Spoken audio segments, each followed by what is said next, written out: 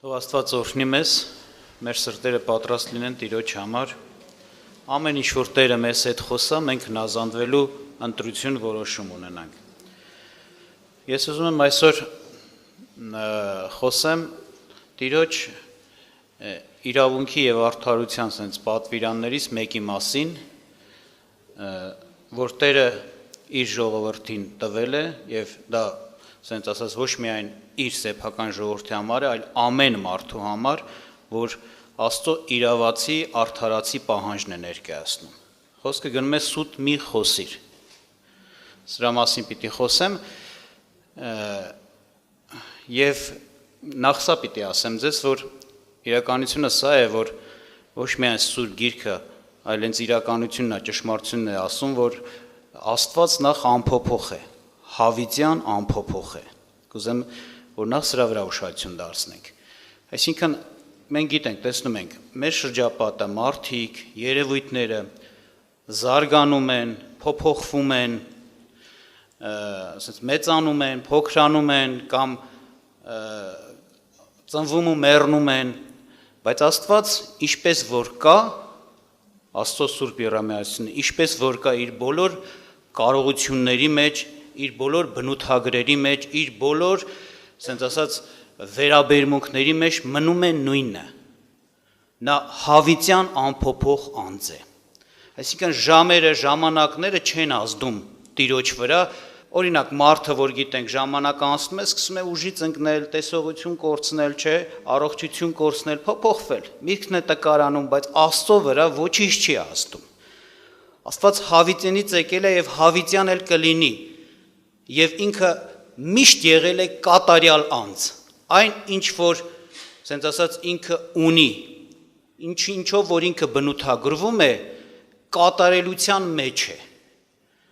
Եթե նրա զորության մասին խոսենք, նա կատարյալ զորության Տեր է։ Նա տեղ չունի, որ ավելանա, աճի էլ ավելի զորավոր դառնա։ Եթե սրբության մասին խոսենք, նա կատարյալ սուրբ է, կատարյալ մաքուր է, կատարյալ արդար է, կատարյալ սիրող է, եթե սիրո մասին խոսենք, այսինքն իր բոլոր բնութագրերով նա մնում է նույնը, չի փոփոխվում։ Եվ սա շատ կարևոր է մեր համար, ամեն մեկիս համար այսպես ճանաչել Տիրոջը, որովհետև այստեղից գալիս է նաև, այստեղից բխում է նաև մեր հաստատուն, ասենց ասած, վերաբերմունքը Աստծո նկատմամբ, մեր անկասկած վերաբերմունքը Աստծո նկատմամբ, որ մենք կարող ենք ճանաչել Աստծուն ու իմանալ այս ճանաչողությունը ճշմարիտ է եւ այս ճանաչողությունով պիտի ապաշտենք Տիրոջը։ Կուզեմ օրինակ Եբրայեցիս թղթից կարդամ առաջի գլխից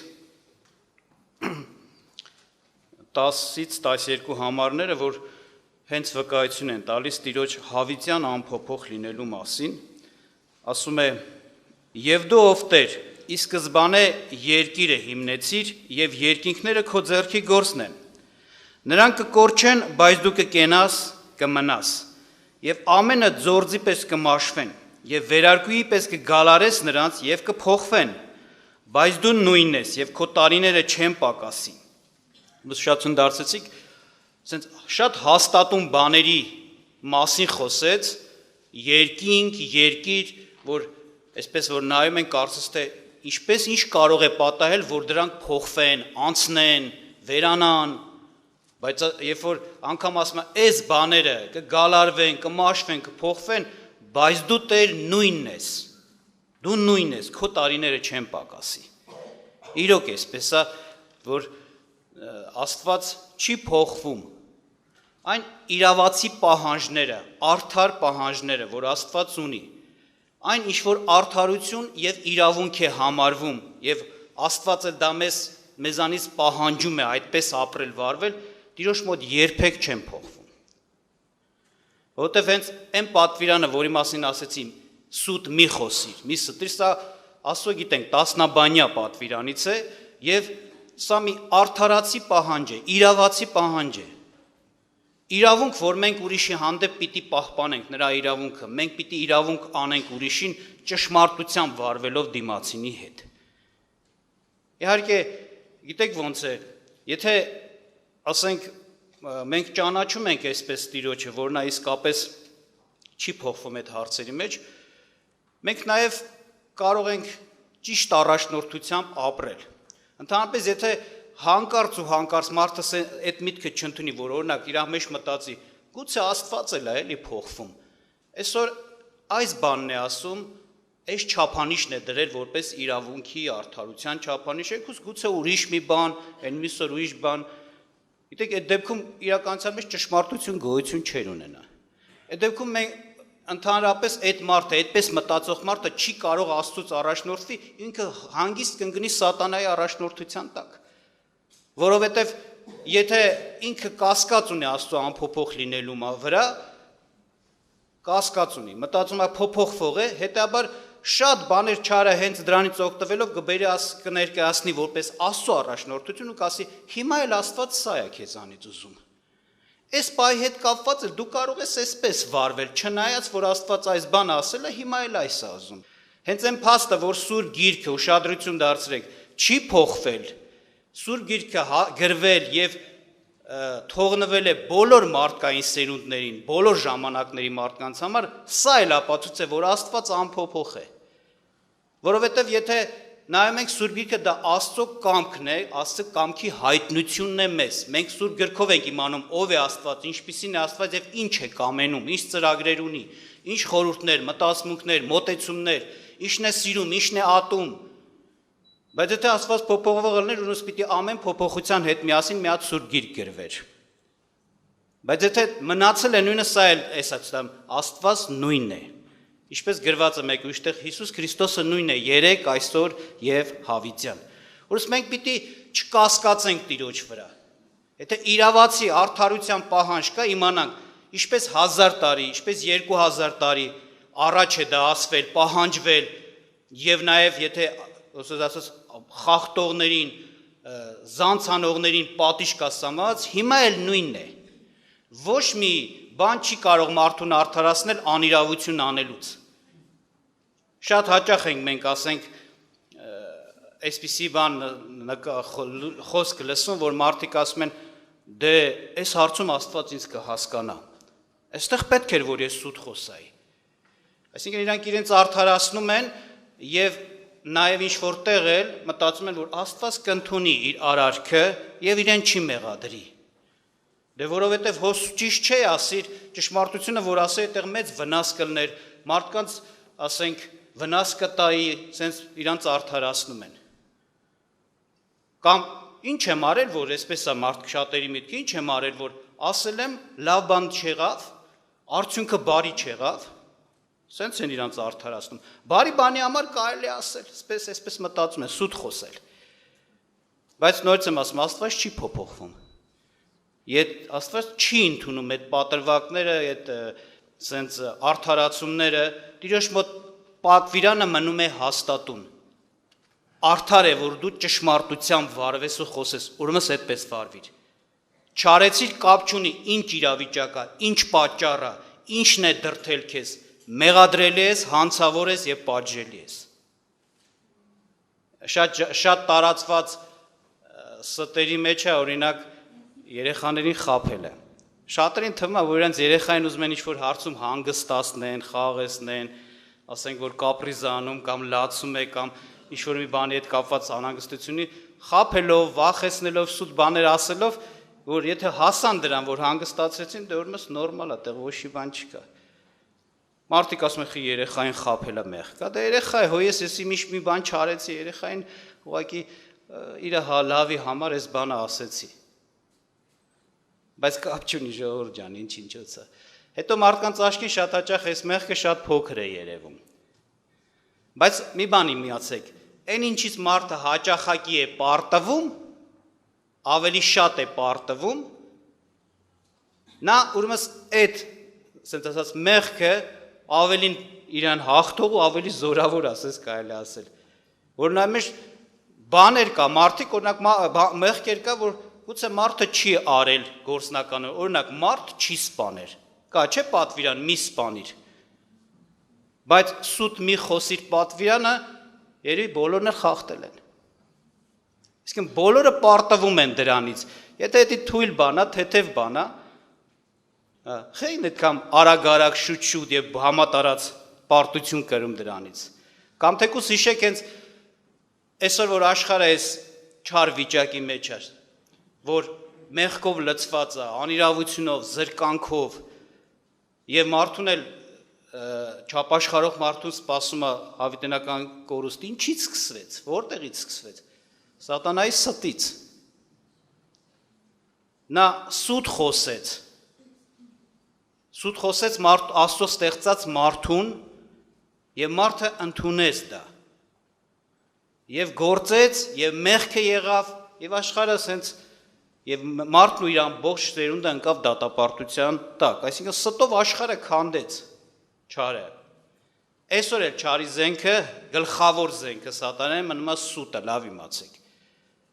Ինչ էլ որ անում է ստի սենց ասած տարատեսակներն են։ Ինքը ռազմավարություն ունի, որ մարդկանց մեղանչել տա, Աստծո դեմ հանի, դատաստանի տանի,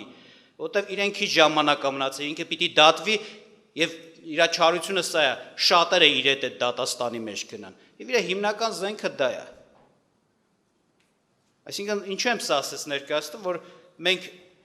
հասկանանք, որ իրականությունը էսա, որ դա ծանր բան է։ Թեթև աշկով չնայենք, հանգիստ չվերաբերվենք, այլ կատարյալ ու հաստատ որոշում մարդը պիտի ունենա, որ պիտի հնազանդվի Տիրոջը անկախ ամեն ինչից։ Սուտ պիտի չխոսի, ճշմարտությամբ պիտի վարվի։ Տերը չուզում, որպեսզի սատանայի զենքը կամ գործիքը վերցնես, օգտագործես իբր թե Աստծո համար, Աստծո թագավորության համար։ Տիրոջը մոտ ամեն ինչ բարի ու սուրբ է։ Գրված է նրանից, նրանով եւ դեպի նա, այսինքն եթե մի բան պետք է անենք մենք նրանից պիտի լինի, նրանով պիտի լինի, նրա ներկայությամբ, նրա զորությամբ, կարողությամբ եւ Աստծո համար պիտի լինի։ Վերջնական արդյունքը չէ, որ կարևոր է անենց անեն, որ բարի լինի։ Ճանապարհն էլ է կարևոր, թե դու այդ բարին հասնելու համար ինչ ճանապարհ ես ընտրել։ Եթե Աստծո մարդ ես, ուրեմն եւ քո նպատակը պիտի Աստծո կամքի պես լինի, եւ գործողություններդ պիտի արդարությամբ, իրավունքով ու ճշմարիտ լինի։ Նենց չի, որ ոնց որ աշխարհի մեջ տարածված մի հատ լոզունգ կա, նպատակը արդարացնում է միջոցը։ Այդպես բան ասում են, շատ լսած կլինեք։ Այսինքն մարդը դրել է նպատակ, կարևորը հասնի, թե ինչ միջոցով գասնի, կարևոր չի, հենց հասավ այդ նպատակին, այդ միջոցները արդարացված են, կարևորը հասնի, բայց այդպես չի Տիրոջ մոտ։ Հարցը սա չի, որ Աստված միշտ մեզ ստիպում է, որ մենք խոսենք։ Ճշմարիտ լինել, ճշմարիտ խոսել, սուտ չխոսել, այդ չի նշանակում միշտ խոսել։ Իրոք տեղեր կա, հարցեր կան, որ կարող ենք մենք նաև չխոսել, չպատասխանել, չասել։ Տեղ կա Տեր Հիսուս Քրիստոսին բաներ էին հարցնում, Տերը լուր ձեն չէր անում։ Մեկ ուրիշ տեղ օրինակ հիշում եք, Տեր Հիսուս Քրիստոսին եկան շատ վտանգավոր, ասենց ասած, հարց տվեցին, ասեցին արժան է որ կայսրին հարկ տանք։ Հարցնողները հրյաներ էին եւ նրանք այդ պահին գտնվում են Հռոմի իշխանության ներքո։ Հռոմը բռնազավթել էր այդ տարածքները եւ նրանք ատում էին հռոմեացիներին։ Եվ այդ տեսակետից ասենց մի հարց տվեցին, որ ոնց որ ասած Տիրոջը մի հատ թակարդի մեջ գցեն, եթե ասեր այո, կասեն տես Հռոմի մարդն է եկել մեզ Հռոմի առաջին խոնարհեցնելու։ Եթե ոչ պետք է առիթ ստեղծեն, որ Հռոմը արդեն հետաքրքրվեր Տիրոջից որպես իրեն հակառակվող անձ, որ իրան հետևորդներ ունի եւ թշնամացնեն։ Այսպես ասենց կլաուզնիկ ասենց ասա շատ բանենք հարց տվեցին։ Բայց հիշում եք Տիրոջ պատասխանը, Տերը էլի ոչ թե լռեց, բան չասեց, իմաստությունով պատասխանեց։ Կայսրինը կայսրին տվեք, Աստծունը Աստծուն։ Այսինքն ես եմ ուզում ասեմ, որ մարդը երբ որ վճիռ ու որոշում ունենա իրոք, որ պիտի չստի, Տիրոջը պիտի նազանդվի, ուղիղ է իր սիրտս այս հարցում Աստծո առաջին, Աստծո ուզածն է ուզում, Աստված նրան շնորհ կտա այս հարցում։ Եթե ինքը իրոք այնպես տուփիկային, ասենց ասած, փակուղային իրավիճակի մեջ է, չգիտի ինչպես խոսի ասի, եւ ուզում է Աստծո կամքը կապարի, վճռել է Տերը իրան օրհնելու է, օգնելու է։ Տիրոջ իմաստությունը իրան կտրվի, որ խոսելուց ոչ անիրավություն անի, սուտ խոսի, ոչ էլ որևէ մեկին վնաս տա կամ չարիքի մեջ գցի։ Կամ ասենք այսպիսի օրինակ էլ կա, որ նորից դատապարտելի է։ Մարդիկ օրինակ մեկ էլ նայում ես գիրք է գրված, բրոշուր է գրված, որտեղ օրինակ մի անձի, մի մարդու հոգևոր դարձի պատմությունն է ներկայացվում։ Ինչպես էս մարդը ինչ կյանք ուներ, ինչ ընթացք ուներ, Աստծուն հակառակ, մեկ էլ ահա այս բաները կատարվեցին եւ ինքը Աստծուն դարավ, ընտրեց Հիսուսին իր կյանքի Տեր ու Փրկիչ։ Հետո պարզվում է, որ իրականության մեջ այն ով որ գրել է նպատակը հետապնդել, որպեսզի ոնց որ ասած այդ պատմությունով մարդկանց դեպի իբր թե Քրիստոս քաշի, բայց այդ հերոսները, այդ պատմությունը հնարովի են։ Էս էլ Տիրոջ մոտ չի ընդունվում։ Նախ էսի սուտ է, առաջինը սուտ է, որ այդպես եթե պատմություն չկա ու ներկայացված է, երկրորդն էլ գիտեք սրա բանը վնասներից մեկը որն է։ Մեկ ուրիշը sense կարա մտածի։ Կասի ոնց որ այս գրքի մեջ, այս գիրքը հորինված պատմություն է, նմանապես հնարավոր է Սուրբ գրքի մեջ էլ էլի, այն որ Աբրահամի մասն է խոսում, Իսահակի մասն է խոսում։ Էդ էլ է սուտ բաներ, էլի գրված այնքան որ էդի օգտագործի որ մարդիկ հավատան Աստծուն, ոնց որ իրանց սիրտը շարժվի դեպի Աստված գան։ Այդպես կարա մտածի։ Բայց Տիրոջ Սուրբ գրքի ամեն պատմությունները ճշմարտություններ են։ Ուշադրություն դարձեք, Եհովայի վկա կոչվածները այդ ռասելականները։ Օրինակ, երբ որ խոսում ես դժոխքի մասին, ասում են դե էդի,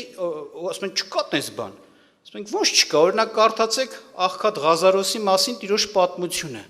Տերը ինչ պատմում էր, դրանք եղած իրական պատմություններ են, դրանք հնարովի բաներ չեն, որտեղ Տերը սուտ երբեք չի խոսում։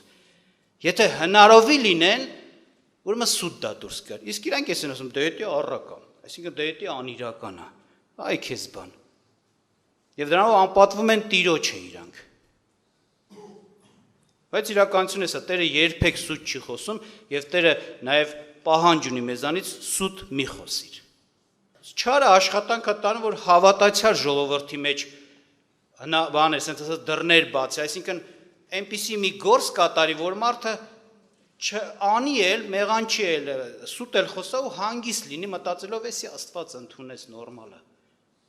Օրինակ, վարդապետություններ կան, որ մղում են դավանությունները անելու։ Օրինակ, հիվանդ եմ, ասում եմ, ես առողջ եմ։ Բայց իրականության մեջ ես հիվանդ եմ։ Ու իրանք էս են ասում, իբր թե դա ուժեղ հավատացյալ մարդու խոսքը, որ եթե ասում ես, որ ես առողջ եմ, սրանով դու նախ բացասական բաներն ես մերժում, երկրորդն էլ ոնց որ ասած կառողջանաս, բայց Սուրբ Գիրքը ոչ միտեղ դες բան չի ասում։ Կամ ասում է գրպանումս այսքան գումար կա։ Հարցնում են կա թե չկա, ասում են ես ասում եմ որ լինի։ Կամ դավանում են այսիշ մարդու հարստությունը տունը իմն է։ Ասում են բայց քոնը չի իրանն ասում, դավանում են որ լինի։ Բայց այդ պայն ինչ որ ասում է ինքը ներկա կատարվածի նման է ասում, եղածի նման է ասում, եւ դա սուտ է, չկա։ Ուրիշ բան է, ես հավատում եմ, որ Աստված ինձ կբժշկի։ Ես վստահ եմ, որովհետև Տերը խոսել է, եթե հիմա հիվանդ եմ, Տերը խոսել է մեզ խնդրի մասին, որ ես քեզ բուժելու եմ, ես կարամ ասեմ, հավատում եմ, Տերը ինձ կբուժի։ Բայց որ ասեմ հիմա ես հիվանդ չեմ, սուտ եմ խոսում, հիվանդությունը վրես է։ Էսի վարդապետություն է, տարածվել է շատ տեղերում։ Մարդիկ էսենց արխային սուտ են խոսում ու հանգիստ են, որտեվ իրենց սովորեցրել են, էդի ձեր հավատքի դավանությունն է, դավանություն տվեք։ Հավատքի դավանությունը ուրիշ բան է։ Այն ինչ որ ասենց ասած Տերը խոստացել է, մարդը պիտի ժամանակի մեջ այդ խոստումը ընդունի, վերցնի։ Այդ դա կարող է մարդը դավանի, որ օրինակ Աստված ինձ համար հավատում եմ։ Էս ինչ բանն է պատրաստել։ Էս ինչ բարիք է, էս ինչ օրհն է, հավատում եմ դրան։ Դավանում որ Տերը ինձ օրհնելու է, բուժելու է, փրկելու է, անելու է։ Ապագա հույսի ներկա հավատքի դավանությունն ես դու տալիս։ Կամ կա, ասենք, նորից հատուկ վարդապետություն, ես ամենը ասում ենք, որ մենք զգուշանանք, որ հենց այսպիսի անվանումն է տրվել դիլեմաների վարդապետություն, դիլեմա։ Կարելի է ասենց հայերեն, որ բառը ընտրենք, երկընտրանք, բայց որ ավելի մեր ժողովրդական լեզվով ասենք, երկու քարի արանք ընկնելուց ոնց ասած ինչպես վարվես, այսինքն երբ որ անես մի իրավիճակա դու չգիտես, ճիշտ ասես, օրինակի համար վնաս է գալիս, սուտ ասես, դե մեղք է։ Այդպես իրավիճակներ, ասենք, հնարավոր է մարդը ունենա, որ իրոք այդպես բան կատարվի, եթե ինքը խոսի Իրանից պահանջվող հարցի թեմայի մասին ճիշտը ներկայացնի, հնարավորինակ մեծ վնաս կա։ Մեծ չարիգա ինչ-որ մարդկանց։ Իսկ եթե սուտ էլ խոսի, մեղանչում է Աստծո առաջին։ Այդպես վարդապետություն են մշակել ու հիմնավորել են իբր թե հիմնավորել են, որ Աստծո կամքը սա է, եթե պիտի մեկին վնաս հասցնես քո ճշտով, ավելի լավ է սուտ խոսես, այսինքն առիթ են տալիս, նորից արխայնացնում են սուտ խոսալուն, մեղանչելուն։ Ու զարմանալին է, ասենք, որ վերցնում են Սուրբ Գիրքը ու Սուրբ Գրքից օրինակներով էդի ապացուցում են, իբր թե դա այդպես է։ Խոսքը օրինակի համար Հակոբի մասին է, Աստծո մարդ Հակոբի, դու գիտեք, Հակոբը Իսահակի որդին էր, չէ, Իսահակն էլ Աբրահամի։ Հակոբը, ասենք, նայում է Սուրբ Գրքում ներկայացնում է մի հատ Աստծո օրհնությունների համար նախանձավոր, ձգտող մարդ։ Ու այդ հարցում, քանի որ իր եղբայր ուներ Եսավի հետ ոնց որ ասած, հա խնդիր էր առաջանում։ Անկամ Սուրբ Գիրքը ասում է չծնված նրանք իրար հետ խնդիր ունեին։ Ասում է Ռեբեկան, երբ որ զգաց, որ զույգ են իր որովայնում, զրուկ տղան են, տեսավ սրանք կռվում են ամեն օր, ասում է գնաց բան տիրոջը հարցնել է, էս ի՞նչ բան է։ Անկամ երբ որ դուրս պիտի գար առաջնեկը Եսավ, որ պիտի արդեն լույս աշխարհ գար, ասում է Հակոբը նրա գարշ ոտից բռնել էր, այսինքն առաջինը Եսավն էր դուրս գալիս, ինքը էլի կռիվ էր անում, բռնում էր, որ առաջինը դուրս չգար։ Դրա համար Հակոբ դրեցին անունը, դա նշանակում է գարշապարից բռնող։ Ոտից բռնել էր։ Հետո տեսնում ենք, երբ որ բան եղավ, ասենք իրավիճակ ստեղծավ, որ որպես Եսավը մեծ պիտի առաջնեկության օրհնությունը ինքը ունենար, որպես առաջնեկ, առաջի ծնված մեծի, Հակոբը ամեն գնով ուզում էր, որ Աստված իրեն օրհնի, փափագ ուներ Աստծո առաջինը դրա։ Ու տեսնում եք, ասում է, պահ եկավ, ինքը այդ պահը օգտագործեց իր համար։ Եսավը եկավ դաշտից եւ սոված էր, շատ սոված էր, եւ ինքն էլ ասում է թանապուր էր, ոսպով ապուր էր սարքել,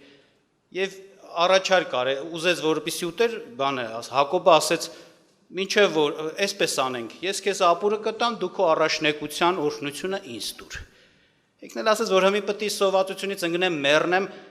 որ մեռայլ օրհնությունը ինձ ինչի՞ս է պետք, քեզ լինի։ Այսինքն ինքը իր աշկին, Եսավի աշկին չերևաց այդ օրհնության արժեքը, որ Աստծո օրհնություն էր, առաջնեկության օրհնություն էր։ Մի աման թանապուրով ծախեց։ Քեզ լինի, թող մենակ ես զգուշտ մնամ։ Շատ հաճախ հիմա էլ են մարդիկ այտենց անում, մարդիկ, որ հավատացել են, անենց բաներով են փոխում իրենց օրհնությունը, ասենք, այս աշխարհի ինչ-որ սուտ բաներով ու չեն հասկանում, թե ինչ թանկ բան փոխեցին, կորցրեցին, թողեցին հանուն ինչ-որ աշխարհի մի սուտ բաների։ Համենայն դեպս, եւ ինչ կատարվեց, Հակոբը, ասենք, ոնց որ ասած, երթում ծրեց Եսավին, որ Իրան պիտի լինի ու այդպես եղավ, ոնց որ ինքը այդ բանը կատարվեց։ Հետո եկավ ժամանակ, երբ որ Իսահակը արդեն ծերեր, կանչեց Եսավին իր մեծ տղային, որպես առաջնեկի, ասես, քանի չեմ մահացել, աշկերից էլ ինքը տկարացել է, լավ չէր տեսնում, գնա որս արա ինձ համար լավ խորտիկներ պատրաստի, ուտեմ քեզ օրհնեմ, առաջնեկության օրհնությունը քեզ տամ, Եսավ։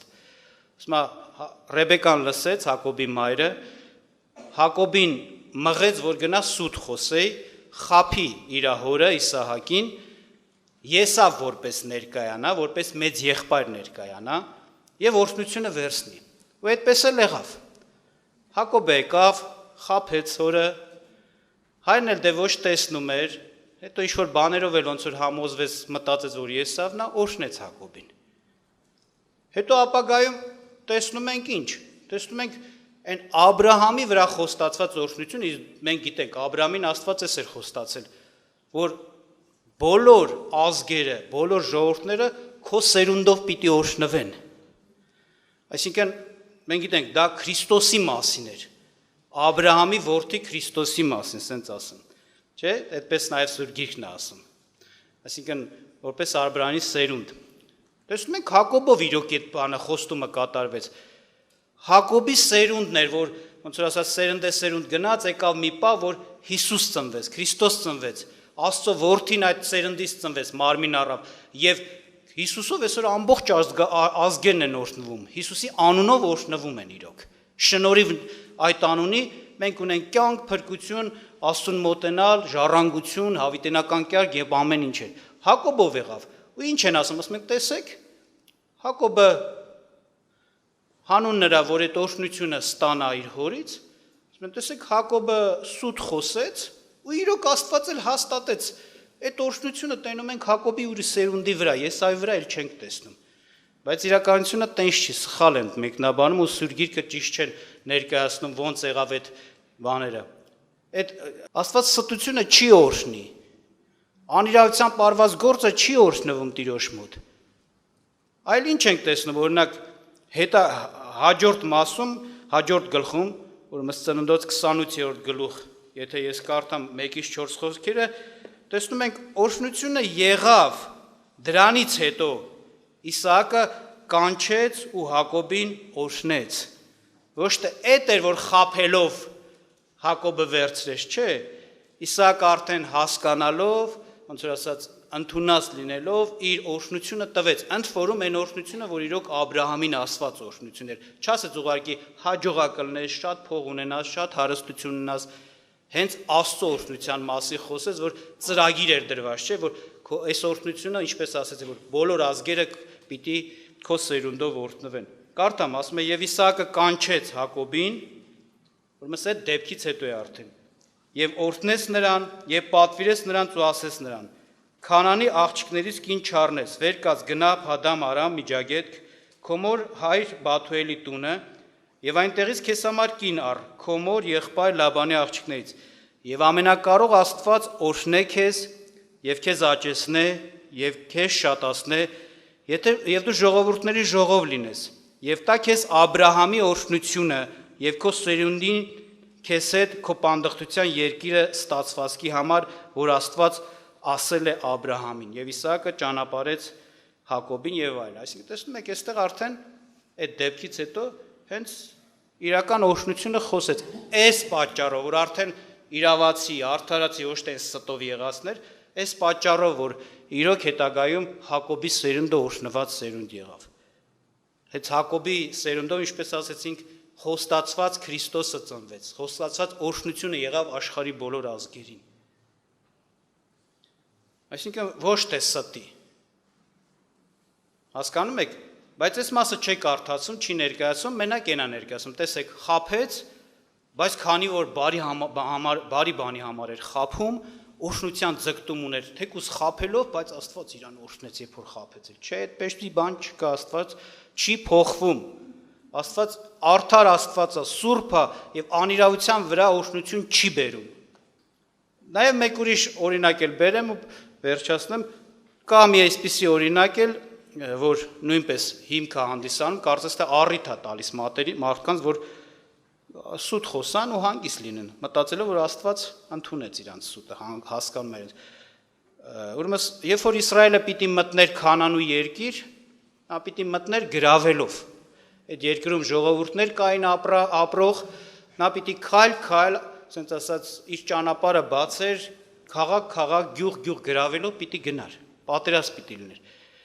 Եվ ինչ կատարվեց, ասում է, Հեսուն, որ Իսրայելին առաջնորդում էր, հետախուզներ ուղարկեց, որ հետախուզեն տարածքը, ժողովուրդը, թշնամուն, եւ ասում է, հետախուզները եկան մի կնոջ մոտ, որը Սուրբ Գիրքը ասում է Պորնիկ Ռախաբ էր իր անունը։ Եվ երևում է, ասենք, այդ վարքի տեր։ Ասում է, այս կինը ընդունեց իրանց իր տունը խաղաղությամբ, հենց այսպես գրված է, հետո այդ երկրի թագավորը իմացավ, որ թշնամուց հետախուզներ են եկել ու եկել են այդ կնոջ տունը։ Մարդիկ ուղարկեց, ասեց, դրանց ոնց որ հանձնի մեզ։ Ռախաբն էլ ասում է, նրանց խաբեց այդ ուղարկված մարդկանց, ասեց, դրանք ճիշտ եկել են, բայց գնացել են, հələ գնացեք մանեկեք գտնեք։ բայց ինքը այդ պայն թաքցրել էր այդ հետախուզներին կտուրում, ծղոտի տակ այդպես է գրված։ Եվ Ռախաբը այդ պայն ոնց որ այդ հետախուզներին ասեց, տեսեք, դուք ինձ բարիք արեք, որովհետև ես բարիով ու խաղաղությամբ վարվեցի ձեզ հետ, երբ որ կգրավեք այս քաղաքը, իմ տունը, իմ հորս, մորս, եղբայրներիս, հարազատներիս, որ այս տան մեջ կգտնվեն, նրանց վնաս չտաք։ Եվ այդպես էլ եղավ հետագայում տեսնում ենք։ Ու սենց են ասում, տեսակ, Ռախաբը լավություն արեց մարդկանց ստով, այդ ստի ոնց որ ասած այդ արածի պատճառով թեկուզ ստով էր Աստված նրան օրհնեց։ Այսպես են ասում։ Բայց իրականության մեջ այստեղ ուրիշ պատճառ կար։ Նախ ճիշտ է որ նա բարիք արեց, բայց էս էր Սուրբ Գիրքը նկարագրում է նրա հավատքը։ Եբրայեցիս թղթում ասում է Ռախաբը իր հավատքով բրծավ այն չարիքից, որ այդ ամբողջ քաղաքի վրա պիտի գար։ Բոլորը կոտորվեցին, Ռախաբը իր ընտանիքով պահպանվեց, բայց ինչի համար նա հավատաց Աստծուն եւ ասում է այդ լրտեսների խաղաղությամբ ընդունեց։ Հենց իր վկայությունը որ կարդում ենք, ասում է ինքը ասում էր, ես հավատում եմ միակ Աստվածը ձեր Աստվածն է։ Ես հավատում եմ, որ պիտի նա այս տարածները հանձնի ձեզ։ Նա խաղաղությամբ վարվեց այդ մարդկանց հետ, ոչ թե ասես դուք մեր թշնամիներն եք ու չէ, իր հավատքի պատճառով որ տեսել էր, նա ընդունեց, Տիրոջ Աստծուն էր ընդունել եւ Աստծու ոնց որ մարդկանց համաձայն էր Աստծու հետ, չէր հակառակվում Աստծո ծրագրին։ Երկրորդն էլ եւ ասում է խաղաղությամբ ընդունեց նրանց։ Երկրորդն էլ էս է, նա երթում էր տվել, ասեց երթվեք ինձ Տեր Աստծո անունով, որ պիտի մեզ ձեռ չտակ, չկպնեք։ Մենք պիտի ազատվենք։ Եվ հետագայում որ կարդում ենք օրինակ Հեսուի 6-րդ գլուխ 20-րդ խոսքից կարդամ ձեզ համար, եւ ժողովուրդը աղաղակեց փող հնչեցնելիս, եւ երբ որ ժողովուրդը փողերի ձայնը լսեց, եւ ժողովուրդը բարձրաձայն աղաղակեց, պարիսպները վայր ընկան, եւ ժողովուրդը վեր ելավ քաղաք, եւ ամեն մեկը ուղիղ առաջ եւ քաղաքն առան։ Եվ քաղաքում եղող բոլոր թե այր, թե կին, երիտասարդ եւ ծեր, արջար, ոչխար եւ էշ սուրի բերանով կոտորվեցին։ Եվ Հեսուն ասեց այն երկիրը լրտեսող երկու մարդկանց. գնացեք այն պորնիկ կնկատունը եւ հանեցեք այնտեղից այն կնկան եւ նրա ամեն ունեցածը, ինչպես որ նրան երթում արեցիք։ Իսկն երթվել եք Աստծո անունով, ուրեմն պիտի կատարեք։ Այս կինը Աստծուն ընդունել էր որպես միակ ճշմարիտ Աստված եւ չէր պատերազմ, այլ հակառակ ընդունում էր նրան նրա ժողովրդին էլ։ Բայց ինքը գաղափար չուներ, հասկացողություն չուներ այն առումով, որ այդ Աստված օրինակի համար ինչն է սիրում, ինչն է հավանում, Աստծո իրավունք պատվիրան։ Ինքը այդ հավատքով շնորհ գտավ, որ խաղաղություն արեց ընդունեց։ Այս երթումը ոնց որ ասած երթումն էլ ապացուցա, որ այդ կինը հասկանում էր Աստված մեծ է, այդ անունով երթումը չի խախտվելու, դրա համար ինքը երթում անել տվեց։ Ինչ եմ ուզում ասեմ։ Տերը սենց չէր, որ իրան օրհնեց ստության համար, իր հավատքի համար, իր ընդունելու համար։ Բայց քանի որ ինքը չճանաչող էր Աստծուն, ոնց որ ասած, ժամանակ կգար, կճանաչեր, հաստատ ինքը կհասկանար, որ սուտը ինչ բան է, ինչպես ընդվում Աստծո կողմից, այսինքն մեղադրվում է, եւ ինքը կաշխատեր արդեն այդ հարցերում ոչ թե այդ ձևով հարցերը լուծեր, այլ առանց ստի։ Համենայն դեպս թող Տերը օրհնի մեզ, ժողովուրդ ջան, ինչի համար է օրինակները բերեցի, որովհետև հիմնականում սենց օրինակների վրա հենվելով իբր թե Սուրբ Գրքից ապացույց են տալնում, որ հավատացյալները կարան իրավիճակի մեջ կողմնորոշվեն,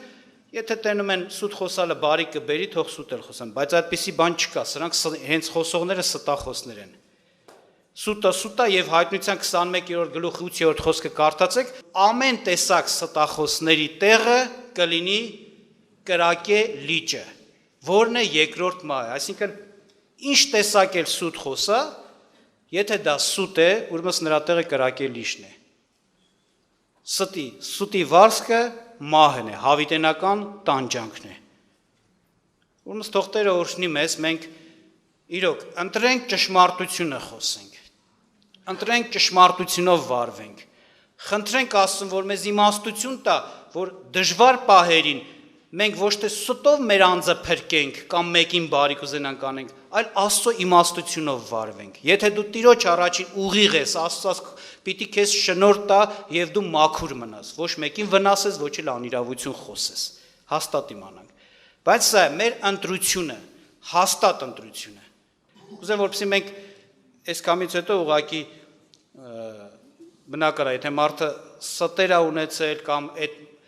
սուտ խոսալու մտքի հետ դες հոժարված է ու իրեն արդարացրել է, խոստովանի մարդը Տիրոջը, Տեր, ես այս մտքին եմ եղել, ես դեռ այս որոշում ունեմ, որ պարագաներ կա, այո, կարող եմ սուտ խոսել։ Խոստովան ես սխալ է։ Ներում խնդրի արած մեղքերի համար, այսինքն ստերի համար եւ հաստատ որոշում, որ ես պիտի ճշմարտություն խոսեմ, Աստծո կամք ու պատվիրան պիտի կատարեմ եւ Աստված էլ հավատում եմ ինձ կօրհնի։ Աղոթք